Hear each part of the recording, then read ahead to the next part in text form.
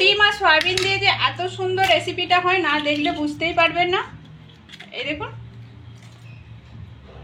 আর খেতেও খুব সুন্দর টেস্টি লাগে।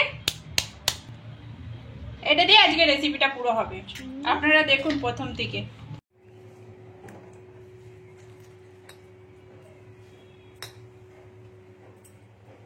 নমস্কার বন্ধুরা, বাঙালি কুকিংয়ে সবাইকে স্বাগত। সবাই ভালো আছো? আমিও ভালো আছি। আজকে আমি একটা রেসিপি বানাচ্ছি, ভাত কিংবা রুটির সঙ্গে খেতে খুব মজাদার লাগে।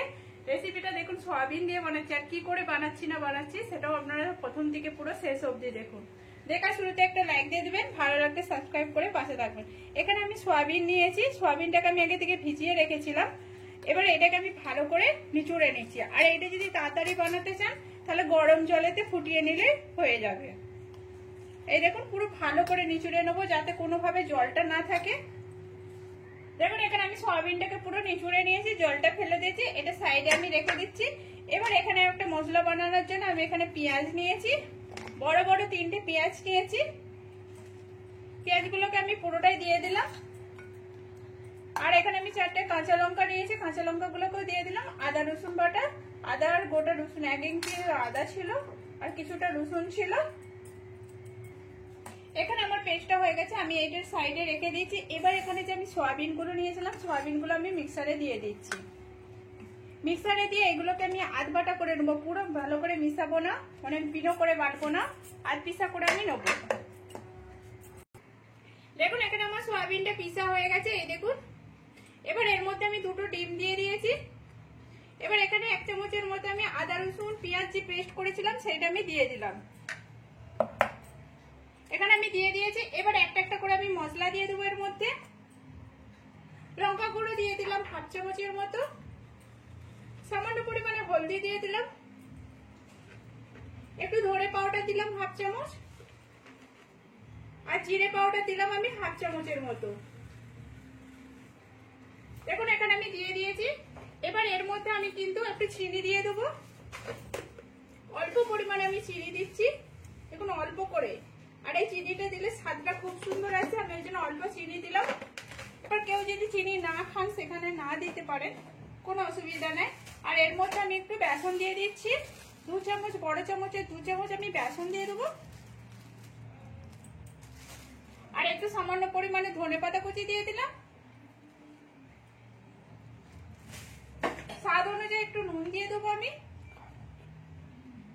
পাশে গান চলছে, আমি যতটা পারছি আওয়াজ দিচ্ছি।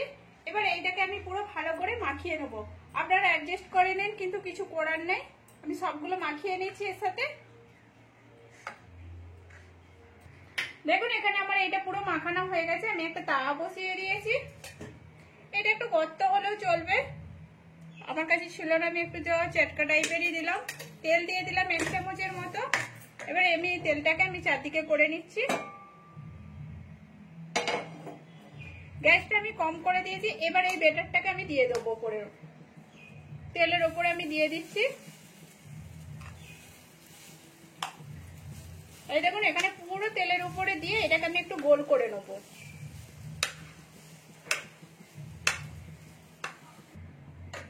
দেখুন, এখানে আমি পুরো ভালো করে এটাকে নিয়ে নিয়েছি। এই দেখুন, ছাড়িয়ে নিয়েছি। আর এটাকে পুরো সমান করে নিচ্ছি। আমি কিন্তু খুব পাতলাও করি না। এই দেখুন, চারদিকটা সমান করে নিচ্ছি যাতে দেখতেও সুন্দর লাগবে। এই দেখুন, এবারে এটাকে আমি ঢাকা দিয়ে দেবো। দেখুন, এখানে আমার 1 পিঠটা হয়ে গেছে, আমি এটা ঢাকনটা খুলে নিচ্ছি। এই দেখুন, আমার 1 পিঠটা হয়ে গেছে। এবার আমি একটা ঢাকা দিচ্ছি এরকম টাইপের, এটা এবার এর মধ্যে দিয়ে দিচ্ছি। এই দেখুন, দিয়ে এবার এটাকে আমি একটা উল্টে দিচ্ছি।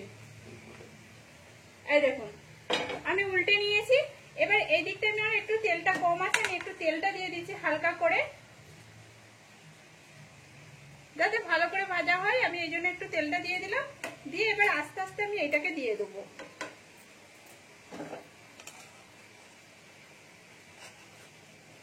এই দেখুন, এখানে আমি আস্তে আস্তে নামাতে হবে। এই দেখুন, এবার এইটাকেও আমি হতে দেবো, এরকম করে লাল করে ওই দিকটাও আমি হতে দেবো। দেখুন, আমার সেই দিকটা এরকম লাল করে ভাজা হয়ে গেছে। এবার এটাকে আমি তুলে নিচ্ছি। দেখুন এটাকে এবার আমি ঠান্ডা হতে দেবো। আর এপাশে আমি কড়াটা বসিয়ে দিচ্ছি। দেখুন এখানে আমি কড়াতে তেল দিয়ে দিয়েছি, তেলটা আমার গরম হয়ে গেছে। এবার এর মধ্যে আমি আলু দিয়ে দিচ্ছি। আলুগুলোকে একটু এরকম করে কেটে রেখে দিয়েছিলাম, আলুগুলো আমি সব দিয়ে দিলাম। এর মধ্যে একটু নুন দিয়ে দিচ্ছি আর একটু হলদি দিয়ে দিচ্ছি, দিয়ে এটাকে আমি এবার একটু ভেজে নেবো। এটাকে একটু লাল করে ভেজে নেবো আমি। দেখুন এটা আমার ঠান্ডা হয়ে গেছে, এটাকে এবার আমি কেটে নিচ্ছি। এটা আপনাদের হিসাবে আপনারা কাটবেন। এই দেখুন আমি একটু বড় বড় করে মোটা মোটা করে কেটে নিচ্ছি। এই দেখুন এরকম করে আমি পুরো লম্বা লম্বি কেটে নিয়েছি। এবার এইটাকে আমি এবার মাঝামাঝি করে নিচ্ছি। এই দেখুন এরকম করে কেটেছি, এইটাকে আরেকটু কেটে নিচ্ছি। এই দেখুন দেখুন এখানে আমার পুরোটাই কাটা হয়ে গেছে। এই দেখুন ভিতরটা কত সুন্দর হয়েছে। এই দেখুন এবার আপনারা আপনাদের শেপটা দিয়ে দিবেন। আমি একটু বড় করে শেপটা দিয়ে দিয়েছি। এই দেখুন আমি সবগুলো একটা একটা করে কেটে নিচ্ছি।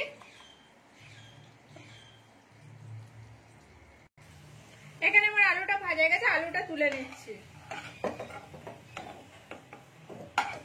এখানে আমার তেল আছে, এবার একটা তেজপাতা দিয়ে দিলাম, একটা শুকনো লঙ্কা দিয়ে দিচ্ছি আর সামান্য পরিমাণে একটু গোটা জিরে দিয়ে দিলাম। এবার এটাকে আমি ভাজতে দেবো একটু। এবার এখানে আমার এটা ভাজা হয়ে গেছে। এবার যে আমি এখানে পেঁয়াজ আদা রসুনের পেস্টটা করে রেখেছিলাম, এখানে আমি 2 চামচের মতো দিয়ে দিলাম। এবার এটাকে আমি ভালো করে ভেজে নেবো। এই দেখুন যাতে পুরো কাঁচা গন্ধটা চলে যায়, আমি এটাকে একটু ভালো করে ভেজে নিচ্ছি।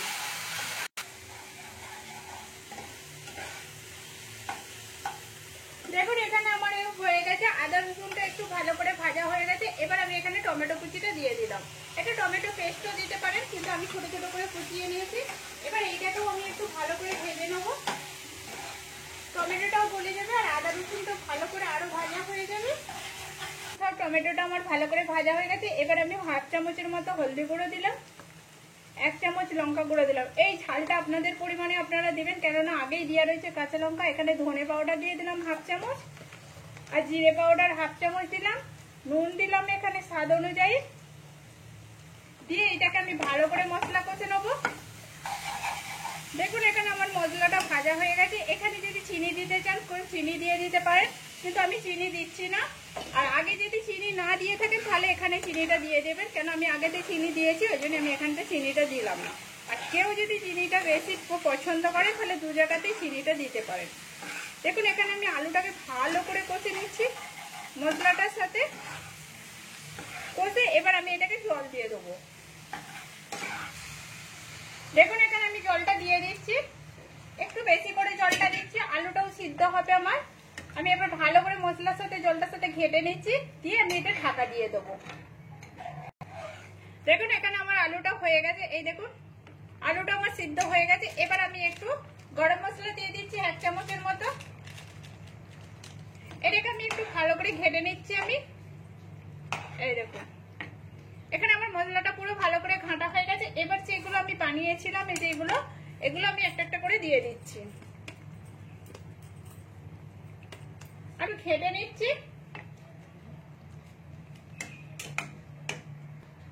দেখুন এখানে আমি দিয়ে দিয়েছি। এবার আমি একটু সামান্য পরিমাণে একটু ধনেপাতা কুচি দিয়ে দিচ্ছি উপর থেকে, দিয়ে আমি ঢাকা দিয়ে দেবো। 2 মিনিটের মতো আমি ঢাকা দিয়ে দিচ্ছি, দিয়ে গ্যাসটা আমি বন্ধ করে দেবো।